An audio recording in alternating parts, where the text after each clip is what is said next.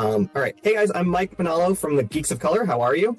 Very well, thanks. How are you doing? Good, thanks. It's so good to be back. Honestly, I love this show. I've loved it since season one, and it's just gotten better and better and better every season. We had the privilege of seeing the first two episodes of this season, and there's so much craziness happening here, so much blood and violence and action and fun stuff, and I love it. Marcus, I'd love to start with you. Perrin has probably a crazy fight scene with an axe. It's just a floating axe, and you guys hit it a couple times, but what was filming that like? Was that kind of crazy for you? I mean, like... Yeah, no, I mean, there's a description in the books of that axe attack, and I remember how, like how intense it reads off the page, and I think it was a really one of those ones where you had to choreograph it a lot with someone, and there's obviously VFX shots, and then you have to really kind of... I think the lovely thing about the show, we built up kind of like with the stunts team now and doing a few kind of actions that you start to understand what is needed when there's stuff that isn't in camera and stuff that isn't, and you can kind of reacting to stuff. So a lot of it was kind of done with the stunt work and that choreography, but then someone like Hamed, who plays Loyal, like those are all his kind of actual movements to make it feel like the axe is kind of dragging him across and stuff. Like none of that's kind of CGI in any way. So it was kind of a balance of different people's kind of abilities, and then Maya and Raga kind of had their own kind of like body weight, and like there's simple shots of like having the axe here, but it kind of really reads and sells on camera. So I think that was a combination of Kieran's work and Jan, our stunt coordinator, as well. It's so well done. I thought it was brutal, and I was like, oh, every 5 seconds that you were getting like stabbed by that thing.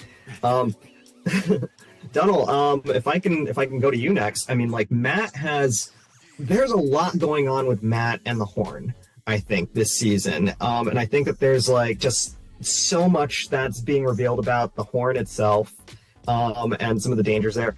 Reading on, I mean, like about your character and how that's progressing. I mean, is there anything kind of crazy that you can tease for us, or anything that excites you about everything going on with Matt and Horn? I think what's ahead for him is this he didn't really expect this for himself, I think, and we see that at the end of season 2. I think he's as surprised as anyone to find himself in a newfound title, which means that he has like a lot to offer this world, which is not just quick whips at the to help his friends, like to keep his friends upbeat. I think he thinks that, like, he knows now that on a surface level there's going to be more expected of him, and that it's a kind of a new thing for him to contend with mentally. Like, he thinks he's got to find a kind of a sense of being comfortable with responsibility, with accountability, that like people should be able to depend on him, given that he has a new title as such. And I think where we find him at the top of season 3 is a bit of like wanting to step back from that, or just kind of enjoy the moment of kind of his worldview shifting to a kind of a new status. I think that he's contending with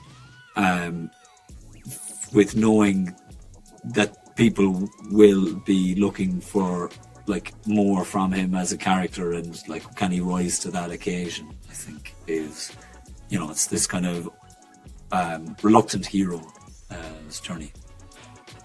Absolutely. Given that he has the heart of a hero, I know that he's not going to have any problems with it.